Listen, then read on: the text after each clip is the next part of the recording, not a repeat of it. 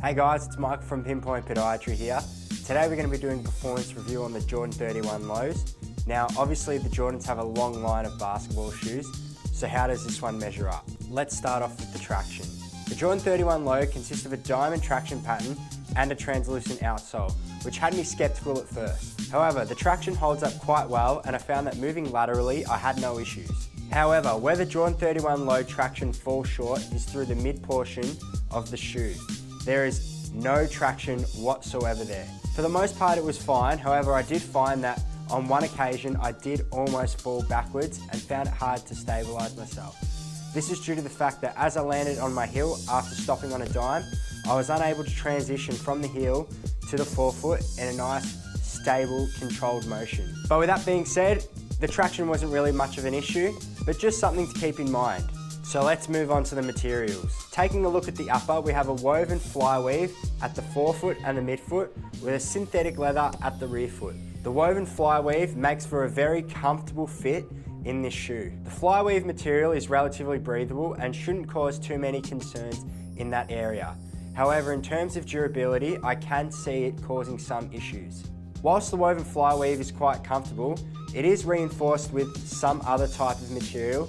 However, I can see it wearing out quite quickly depending on how often you're hooping in this shoe. The synthetic leather allows for a little bit more stability and more lockdown in the rear foot of the shoe, which is very important in terms of injury prevention, especially ankle sprains. I like this setup rather than having the fly weave throughout the whole shoe, as it allows for a little bit more stability. So I don't really have any complaints about the upper, other than maybe its durability. However, I really love this setup. Taking a look at the cushion in the Jordan 31 low, it features a full-length unlocked zoom cushioning in the midsole. The zoom is low profile, which gave me great court feel while I was playing. This is also great in terms of injury prevention around the ankle, just because I felt like I had slightly better proprioceptive ability, so I was more aware of how I was landing and how I was cutting in this shoe than say something that was a little bit more built up. However, there is a bit of give and take with the cushioning.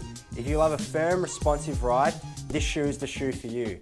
However, if you would like something that's a little bit softer and a little bit more shock absorbing, you may need to look elsewhere.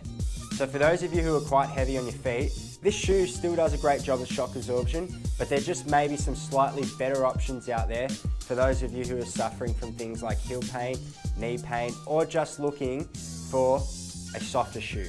Moving on to the fit, the shoe definitely fits true to size. However, I did find that the shoe was a little bit narrower in the forefoot. So for those of you guys who have particularly wide feet, this shoe may be a no-go for you. The shoe does have a removable sock liner, so for those of you guys who have orthotics or shoe inserts, you will be able to put them in these, but bear in mind you may need to go up half a size. Now let's move on to the most important aspect, which is support.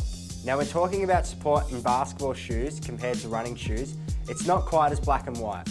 Now whilst the Jordan 31 low is called a low top shoe, it's really more of a mid top shoe, which I absolutely love.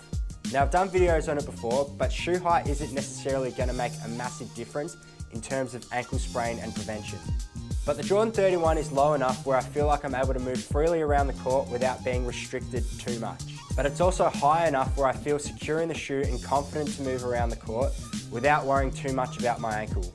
The Jordan 31 low also features a lateral flaring or lateral outrigger so that you can make cuts more confidently and be more laterally stable. In terms of flexibility, the shoe isn't super flexible, but it is flexible enough where you feel like you don't have a brick on your foot while running around the court. It's not the most supportive basketball shoe out there, but it will get the job done. Overall, this shoe is a great shoe for those of you guys who play on the perimeter and are looking for a more responsive ride while on the court. I would steer away from this shoe if you want maximum shock absorption and if you do have particularly wide feet. So to conclude this video, the Jordan 31 low is a safe bet. It's a shoe that gets the job done.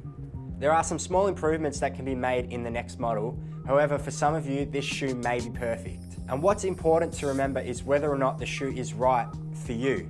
It's about what shoe is going to work for your play style and your injury history. So thanks for watching the video, guys. Be sure to let me know what shoe you'd like to see me review next by commenting down below, or you can contact me on social media at Pinpoint Podiatry. And be sure to subscribe so you don't miss any of my videos. And so before I sign off, most importantly, be an ankle breaker, Don't get your ankles broken.